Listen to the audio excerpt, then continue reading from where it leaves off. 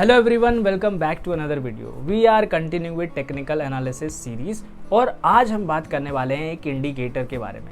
इससे पहले हमने एक इंडिकेटर को कवर किया था, that was moving average. Moving average सबसे ज़्यादा यूज्ड इंडिकेटर है एंड हम भी अपनी स्ट्रैटेजी में मूविंग एवरेज को यूज करते हैं। सो आज की वीडियो में हम कवर करेंगे रिलेटिव स्ट्रेंथ इंडेक्स के बारे में, that is RSI।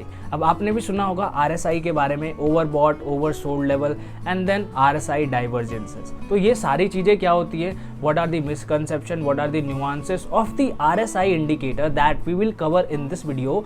And in the next video we will cover the strategy not only related to the RSI but all the other technical factors that we have learned so far, like the support and resistance level, candlestick patterns, chart patterns, moving average.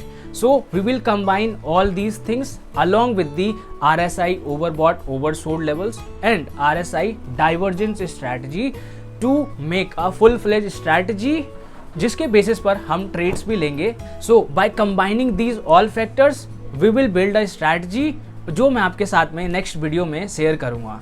सो अगर आपने अभी तक chart patterns या फिर candlestick patterns के बारे में नहीं पढ़ा है या फिर सपोर्ट एंड रेजिस्टेंस के बारे में आपको अच्छे से नहीं आता है, कॉर्नर पर आपको आई बटन मिल जाएगा, वहां पर क्लिक करके आप इन सभी चीज़ों को देख सकते हो। So before starting the video सबसे पहले मैं आपको एक चीज़ क्लियर कर दूं कि जो इंडिकेटर्स होते हैं ना, दैट ओनली इंडिकेट्स, ठीक है, वो कोई कंफर्मेशन नहीं होता है। और इसीलिए मैंने आपको पहले ही बताया कि हम अदर कॉन्फ्लुएंस फैक्टर्स को भी इंक्लूड करेंगे, that will increase our probability of the making profits, right. So इसीलिए हम क्या कर रहे हैं, बहुत सारे कॉम्बिनेशंस को कंबाइन करके ट्रेड्स लेने वाले हैं। सोलली सिर्फ ओवरबॉट और ओवरसोल्ड या फिर डाइवर्जेंस के बेसिस पर ट्रेड नहीं लेंगे। आई विल टेल यू कि व्हाट आर दीज थिंग्स, उसके बाद में कि क्या मिसकंसेप्शंस होते हैं, क्यों हमें ओवरबॉट ओवरसोल्ड लेवल को सोलली नहीं देखना चाहिए या फिर इनके बेसिस पर ट्रेड नहीं लेना चाहिए, बिकॉज वी विल इनकर frequent losses. So now let's start the video, but before starting the video let me give you the introduction.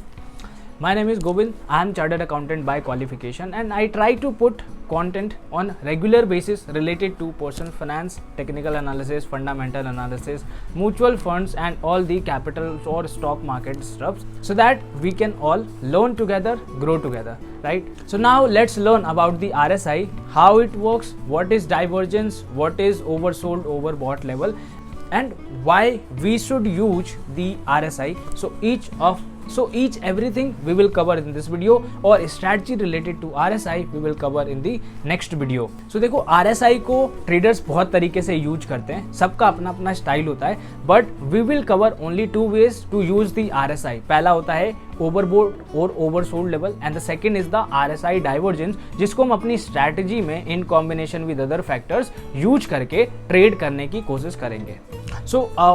सो अगर आपको और डीप अंडरस्टैंडिंग चाहिए then I would recommend a book that is Sudhir Dikshit, having a decade of experience in the technical analysis और trading. तो उन्होंने एक book लिखी हुई है RSI के ऊपर इंडियन कॉन्टेक्स्ट में। उस बुक को आप अमेजोन पर जाकर के परचेज कर सकते हो या फिर ये बुक जो होता है उसका PDF इंटरनेट पर फ्रीली अवेलेबल है, आप उसको डाउनलोड करो। You will get a lot of RSI insights in context with the Indian market. So now let's start the video. तो जो RSI है ना, वो बताता है momentum of the movement of the price. That means कि price जो है वो कितना फास्ट ऊपर जा रहा है या फिर कितना फास्ट नीचे जा रहा है, and based on that level ये इंडिकेशन देता है कि ये ओवरबॉट लेवल पर है या ओवरसोल्ड लेवल पर है। इसके पीछे एक फॉर्मूला होता है जिसके बेसिस पर ये जो कैलकुलेशंस होती हैं वो सारी की जाती हैं। So we don't need to go through all the calculations of the RSI because I told you the essence of the RSI कि ये जो है वो मोमेंटम बताता है। So now let's see कि RSI को पहले हम लगाते कैसे और what are the overbought, oversold level और RSI के बेसिक कैरेक्टरिस्टिक्स को समझ लेते हैं and then I'll tell you about the divergence और उसके पीछे का लॉजिक क्या है और why we should trade or not trade solely on the basis of oversold, overbought level या फिर divergences के बेसिस पर। So now you can see on the chart कि कैसे हम RSI इंडिकेटर को लगा सकते हैं। सबसे पहले आपको अपने ब्रोकर के टर्मिनल पर जाना है एंड देन वहाँ पर इंडिकेटर सेक्शन में जा करके RSI सिंपली आपको लिखना है और RSI लिखने के बाद में relate. So this is RSI indicator. अब इसमें क्या है कि जो डिफॉल्ट पैरामीटर्स होगा दैट इज 14 डे पीरियड, तो मतलब वो जो मोमेंटम शो करेगा अपसाइड या फिर डाउन साइड का वो based on 14 previous day candles के बेसिस पर बताएगा। तो हमें कुछ भी नहीं छेड़ना है RSI में, जो डिफ़ॉल्ट सेटिंग है उस डिफ़ॉल्ट सेटिंग को छोड़ देना है और कंटिन्यू करना है, ठीक है। उसी डिफ़ॉल्ट सेटिंग के साथ में ही हमें कंटिन्यू करना है। सो देखो, तो जैसे अभी आपको ये लेवल दिख रहा होगा, दिस इज़ माई 70 लेवल, यहाँ पर जैसा कि आप यहाँ देख सकते हो, this is our 70 level and this is our 30 level. That means कि अगर प्राइस जैसे ये देखो 70 के ऊपर क्रॉस करता है, इसका मतलब होता है कि प्राइस जो है वो ओवरबॉट जोन में जा चुका है। दैट मीन्स कि तो जब प्राइस 70 के ऊपर जाता है तो वो शो करता है कि यहाँ पर बहुत सारे बायर्स हैं जो प्राइस को ऊपर की साइड पुश कर रहे हैं। अब जब भी प्राइस ऊपर की साइड पुश होता है तो वहाँ पर दो चीज़ें हो सकती हैं। पॉसिबल कि एक जो ट्रेडर्स ऑलरेडी बाय करके बैठा हुआ है वो प्रॉफिट बुक करने की कोशिश करेगा, and the second thing, sellers जो होंगे वो सेल करने की अपॉर्चुनिटी ढूंढ रहे होंगे। इसके बेसिस पर हम ये मानते हैं कि ये जो होगा वो ओवरबॉट जोन होगा और वहां से प्राइस जो है वो पॉसिबल पुल बैक लेगा या फिर पॉसिबल रिवर्सल भी हो सकता है। This is the logic behind using the overbought और ओवरसोल्ड लेवल, ठीक है। तो जैसा मैंने ओवरबॉट लेवल के लिए बोला है, उसी तरह से ओवरसोल्ड लेवल के लिए कि जो सेलर्स है वो प्राइस को नीचे की साइड पुश डाउन करते हुए जा रहे हैं और एक लेवल आएगा जहां पर वो अपना प्रॉफिट बुक करेंगे। सो इसीलिए उनको प्रॉफिट बुक करने के लिए काउंटर ट्रेंड ट्रेड जो है वो लेना पड़ेगा। दैट मीन्स अगर वो पहले सेल करके बैठे हुए हैं तो वो अब उसको बाय करेंगे, और जो बायर्स होंगे वो ऑलरेडी बाय करने की अपॉर्चुनिटी ढूंढ रहे होंगे। तो जैसी प्राइस ऊपर की साइड जाएगा तो बायर्स, जो नए बायर्स बैठे होंगे वो भी एंटर करेंगे एंड देन प्राइस जो होगा वो ऊपर की साइड चला जाएगा, ठीक है। और ये तब देखा जाता है जब प्राइस जो होगा वो RSI के 30 लेवल के नीचे जाता है, तो उसको हम बोलते हैं ओवरसोल्ड लेवल। सो इस तरह से जो लॉजिक होता है RSI की ओवरबॉट का और ओवरसोल्ड लेवल जो होता है वो वर्क करता है। बट इन रियलिटी अगर आप इसके बेसिस पर सिर्फ और सिर्फ ट्रेड लोगे ना, you will make huge losses and number of times, and that is why we are including the other confluence factors. Let me give you an example कि जैसी RSI ओवरबॉट लेवल पर जाता है तो वहां पर हमें देखना है प्रीवियस स्ट्रक्चर लेवल, क्या वहां पर कोई रेजिस्टेंस लेवल है या फिर कोई मूविंग एवरेज है जहां से प्राइस जो है वो रिजेक्शन ले रहा है, या फिर वहां पर मुझे क्या कैंडलस्टिक रिवर्सल पैटर्न बन रहा है, या फिर वहां पर कोई M पैटर्न बन रहा है जो कि बेयरिश रिवर्सल पैटर्न होता है, ठीक है। और ऐसा करने से ना रिफाइनमेंट होती है। दैट मीन्स कि हम हर एक ट्रेड जहां पर ओवरबॉट या फिर ओवरसोल्ड लेवल होता है वहां पर ट्रेड नहीं लेते हैं। जब हमारे सारे कंडीशंस फुलफिल होते हैं देन हम ट्रेड लेते हैं। इससे नंबर ऑफ ट्रेड्स कम हो जाते हैं और जो हमारे प्रॉफिट्स के चांसेस होते हैं वो बढ़ जाते हैं। So now let's see how RSI works. तो देखो RSI जो होता है वो एक फॉर्मूले के बेसिस पर होता है। अब फॉर्मूला क्या बोलता है कि दो लेवल देता है, 0 से लेकर के 100 तक का, and these are the extreme levels. तो उससे पहले क्या होता है कि जो इसके फाउंडर थे उन्होंने दो लेवल दिया था। The first one is the 70, let suppose कि ये फाइनल लेवल है, and second is the 30 level, कि जब भी प्राइस इसके ऊपर जाएगा 70 के तो वो जो एरिया होगा वो ओवरबॉट होगा। दैट मीन्स कि वहाँ पर बायर्स जो होंगे वो प्राइस को बहुत ज़्यादा हाइपर ले जा चुके होंगे और वहाँ पर एक पॉसिबल काउंटर ट्रेंड मूव या फिर पुल बैक आने की चांसेस होंगे, या वहाँ से पॉसिबल रिवर्सल हो सकता है। And at the same time अगर प्राइस जो है वो नीचे जाता है तो वहाँ पर पॉसिबल रिवर्सल अपसाइड जो है वो आ सकता है। तो इसीलिए इसको हम बोलते हैं ओवरसोल्ड लेवल।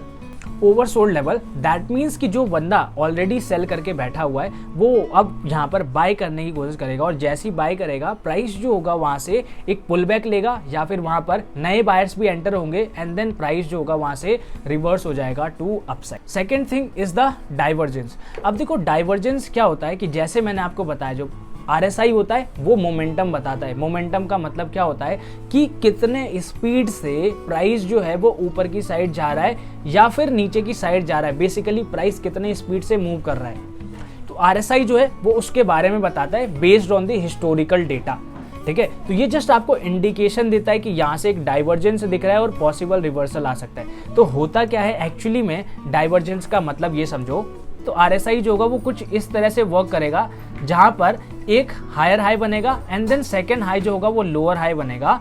ये होता है हमारा RSI।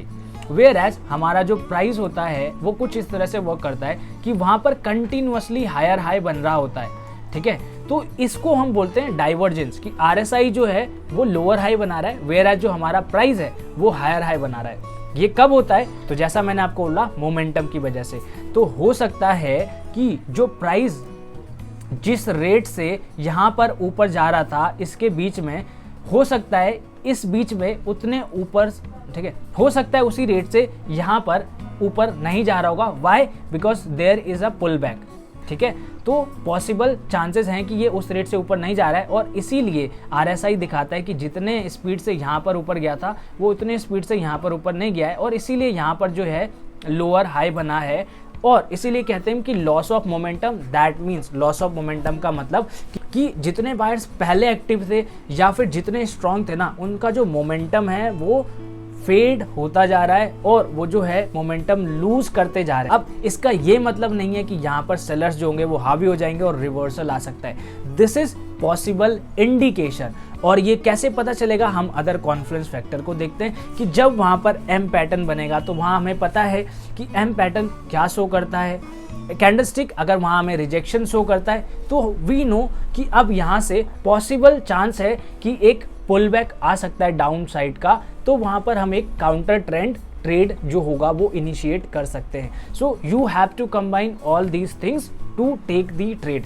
अब आपको डाइवर्जेंस के बारे में क्लियर हो गया होगा कि डाइवर्जेंस एक्चुअली होता क्या है। मैं आपको एक बार और क्लैरिफाई करता हूँ कि डाइवर्जेंस का मतलब होता है कि जो RSI है, अगर हम बेयरिश डाइवर्जेंस की बात करते हैं तो RSI क्या बताता है कि RSI जो है वहां पर लोअर हाइज बना रहा है, वेयर एज जो प्राइस होता है वो हायर हाई बनाता है। दैट मीन्स कि देयर आर चांसेस कि वहां से मोमेंटम लॉस हो रहा है और प्राइस है वहां से रिवर्स कर सकता है। इसको हम अदर कॉन्फ्लुएंस फैक्टर के साथ में इंक्लूड करके देखते हैं। देन अगर हमें लगता है कि वहां से पॉसिबल रिवर्सल होगा, then we can take the trade and vice versa for the bullish divergence. So now I think you have gain some understanding of the RSI कि एक्चुअल में RSI होता क्या है, एक्चुअल में RSI होता क्या है, why should not trade RSI solely, या फिर ओवरबॉट ओवरसोल्ड लेवल को या फिर डाइवर्जेंस को देखने के बाद में डायरेक्टली कूदना नहीं है ट्रेड लेने के लिए, जैसे मैंने आपको अभी बताया है। ठीक है, so you have to consider these things before initiating the trade. So if you have any doubt related to RSI, you can put your doubt into the comment section. I'll be very happy to answer. Thank you.